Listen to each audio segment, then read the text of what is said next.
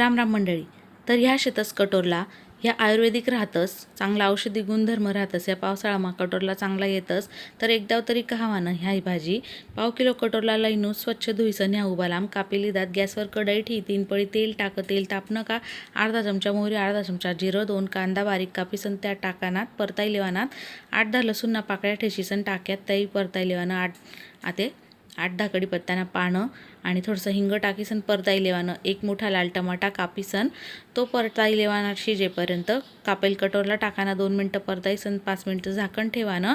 त्यानंतर झाकण काढानं चवपुरतं मीठ, धना पावडर टाकानं 2 चमचा, 1.5 चमचा लाल मिरची पावडर, थोडीशी हळद आणि काळा मसाला, बारीक कापेल कोथिंबीर टाकानी भट 1-2 मिनटं परताई लेवानं आणि झाकण ठेसन भाजी शिजाड लेवानी 8-10 मिनटं.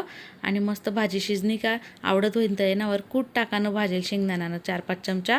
गरम गरम भाजी तयार होई जास. भाकरी चपाती सोबत खायला चॅनल